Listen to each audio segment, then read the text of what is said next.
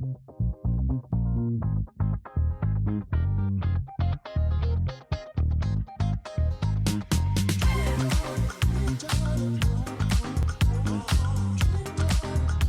and girls, welcome back. I got a new pattern here for you, something that I've been trying to find the right materials for, and I finally figured out something that I saw about 6 months ago on YouTube. This guy had made a caddis pattern, and I just thought the body was incredible, and I contacted him, to find out, how he did it, because everybody was commenting on it, and he just says that he burned them. And I could not figure out how he was getting things so accurately done. I tried to burn some of these like mop bodies and things like that, and more or less just stunk the place up. Could never get the taper right or anything along that line by trying to do it with a lighter, trying to just touch it with the edge of the flame so that this little material can shrink up a little bit. But then I was watching another guy here that, I saw a technique here that we see with the legs that I'm going to show you today. And he is over in Sweden, and I was looking at his fly shop, and I saw these, it's kind of like a pair of pliers that he was doing a lot of stuff with foam bodies. And these pliers are designed to where, the teeth of them, when you burn the pliers, it's going to create these little marks on the foam body. And I was like, that is exactly what I wanted to do with these little mop bodies. And that's essentially all this is. So I found the thinnest pair of pliers that I could. Okay, you can see how thin they are here.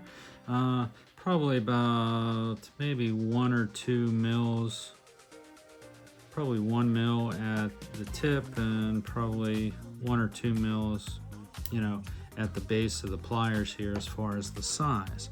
So we're going to show you that today, and I'm really excited for this pattern. I've been piecing it together for a while and finally got it the way that I want it.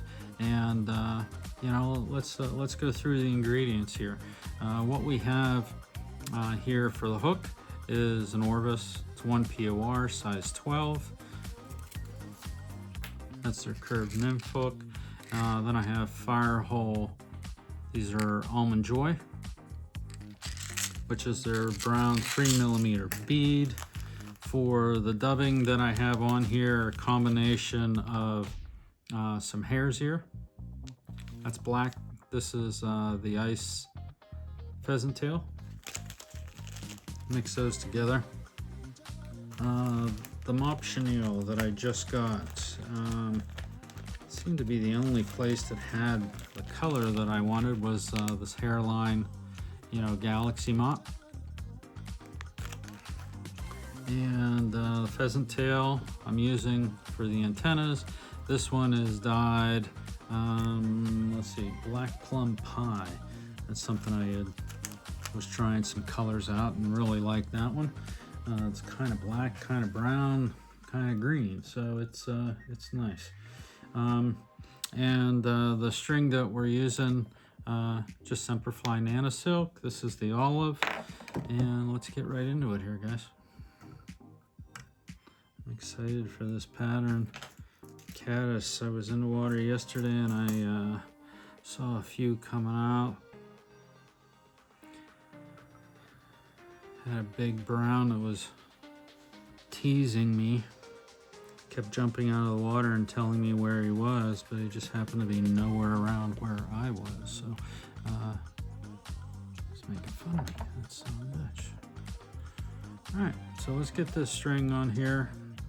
I want to coat this whole hook because it's hanging completely underneath the body, and a little bit of color to it that might be similar to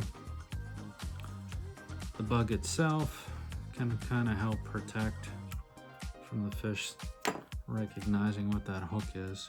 At least that's what they say. Okay, so we're gonna get our mop chenille, which, you know, comes on a string like this. And essentially, we are going to put it in our pliers like this. See if I can show you how to do this. And the trick is to make it even.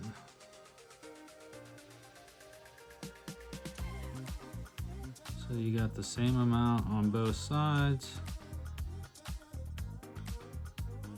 the whole way up, both sides here. Now these ones do lock, and you can do that. I've done that with a number of the patterns, but I'm getting a better look if I don't squeeze it real tight and only heat the very tip of the pliers here. So we're gonna cut this off basically right at the end of this, and this is what we're left with, okay? Now, the neat little thing that you can do, if you do heat the entire thing, you're still heating the inside, you're only burning the outside, and it creates a nice lateral line on the body. And that's a neat little trick, so you get your little torch. I'm only heating the end, maybe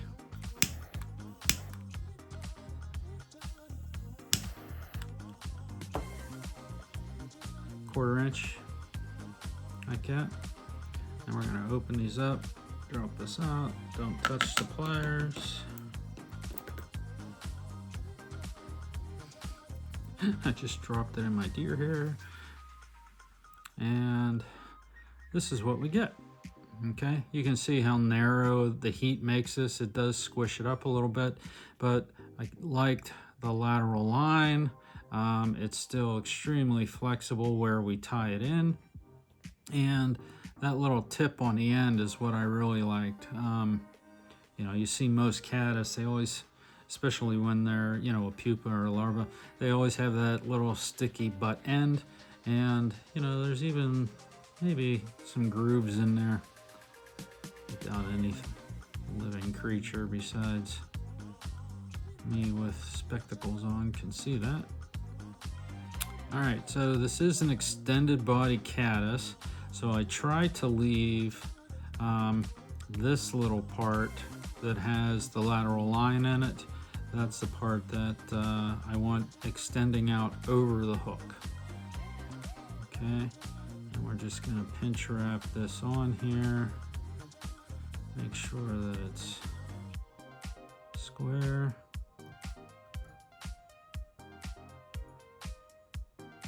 Before we start cinching it down.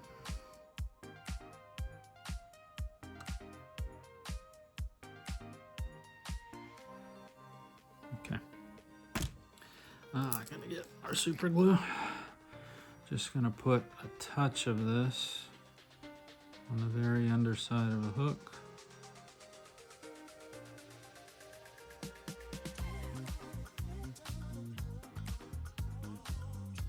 Just to secure that in place so that it doesn't spin on us.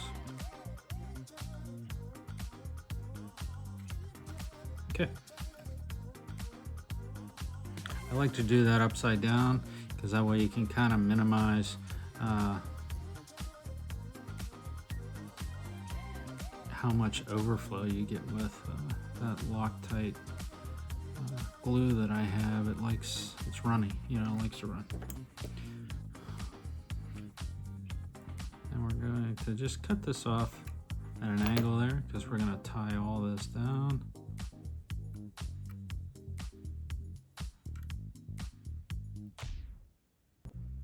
going to secure that. There's a core in the middle of that thing, but that's what we want. Okay. As far as the dubbing goes,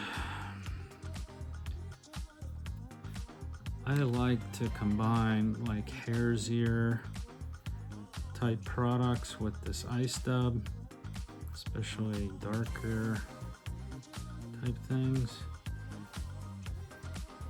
So that way, when you brush it out, you can kind of pick out the sparkly parts.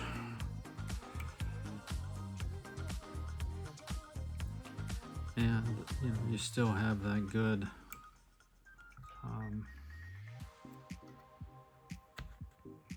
you know, base there for that darkness that you want. It doesn't really come out so much, but put a little bit more on here.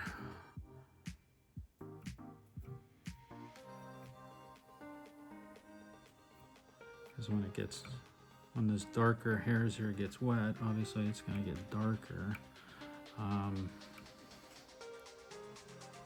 Okay. So we're going to take that right up to the bead there, and this is mop material, so by not burning a lot of you know, the piece that you're using, you're just burning the end.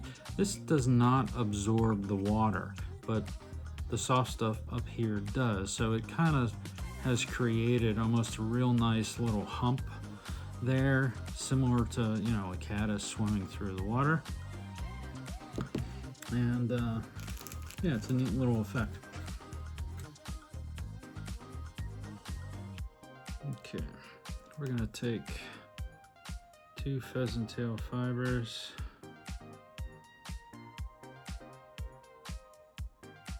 And I want them both pointing the same direction. I'm just gonna lay these over the head. Kinda get them into place there. You get the length that you want. Be cautious when you're tightening these up, because they do want to pop. Okay. That looks good. Spread those apart a little bit, because we're going to have another neat little trick with this bug. Something I've never done before, that I'm just kind of critiquing. And we're using deer hair in like a dubbing loop. Okay. This effect that I was telling you about this guy from Sweden, the legs that he's using come from a piece of deer hair. Now he's using something a little bit different, some type of an Italian mountain goat or something similar, which we don't have those here in Western PA. So we're using deer hair. This is just a piece of body hair, but essentially I am, you know, cutting out a decent part of this. The trick is to use a dubbing clip. Okay, so we're going to take this deer hair and we're going to slide this dubbing clip in here so that we can kind of grab a hold of some of the fibers, and then we're going to pull those out so that they kind of spread out a little bit. Then you're going to take your long pair of scissors and essentially get all that in a dubbing clip. Now, when you're putting this in a dubbing loop, okay, I'm using like a split thread technique. All of those fibers that you see on there, see how they're all stacked together? You don't want that. You kind of want them all in a single layer. So if you put those between your fingers and kind of roll them around a little bit, you can kind of distribute them so that if you see those, a little bit better than what we have. I get a piece of Velcro on my little dubbing thing, kind of brush this out a little bit. If some fibers come out, that's okay.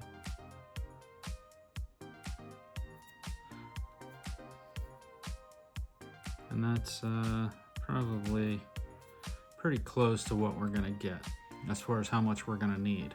And you can see that those are, you know, somewhat lined up. We're gonna trim those down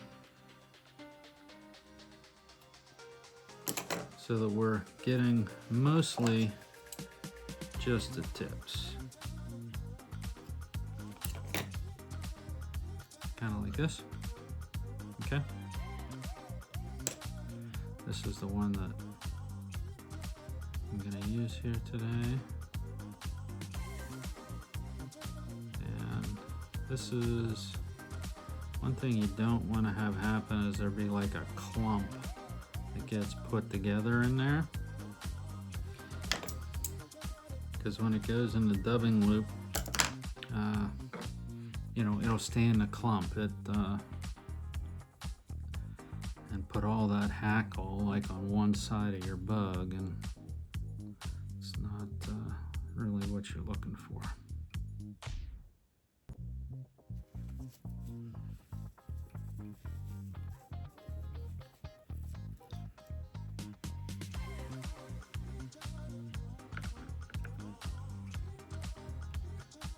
You can always straighten these up once we get them in here. Okay.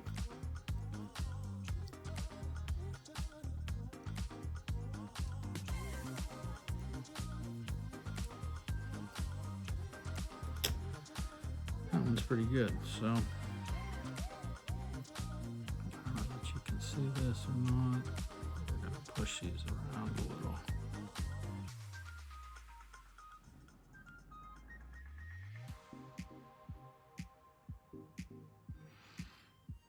Okay, spin that up.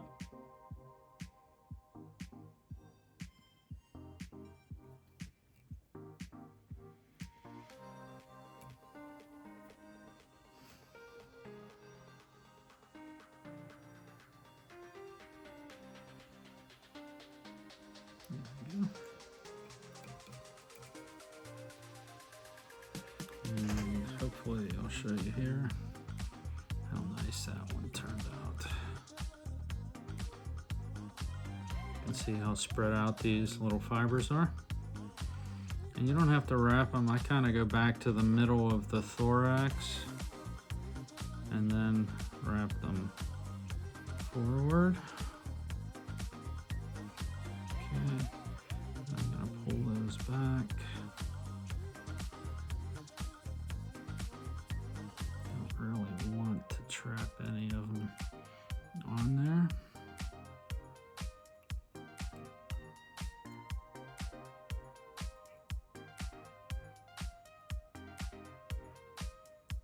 Just trying to weave in around these few strays that I have here.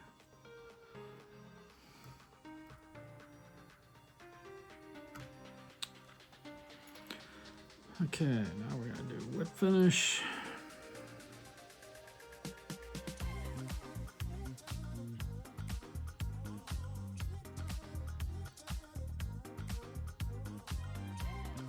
Again, just trying to avoid clamping any of those fibers down.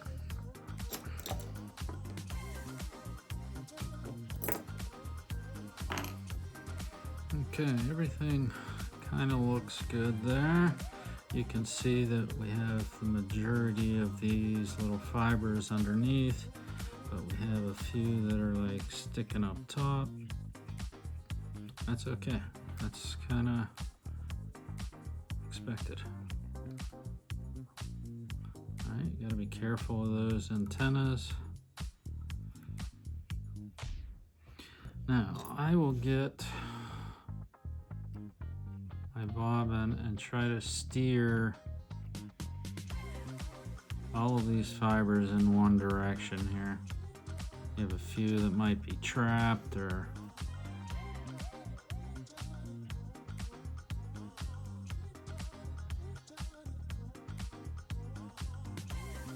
a few that might be like halfway. Okay. Now this really isn't anything new, but applying heat to deer hair makes it do all kinds of funky stuff. So what I'm gonna do is take a Vulcan.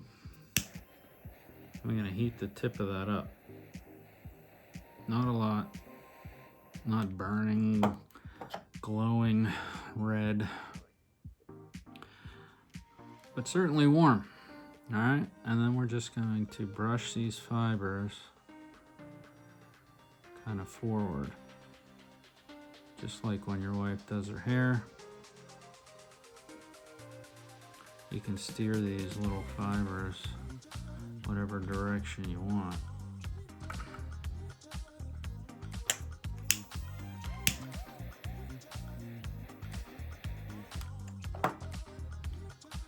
Trying to keep them away from the head.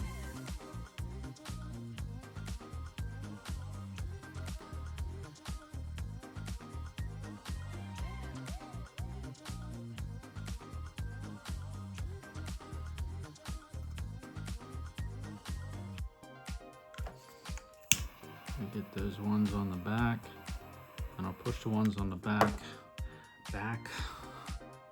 along the body here, just to try to create a little bit of a swimming type action, but a definite separation on the stuff that's in front and the stuff that's in the back.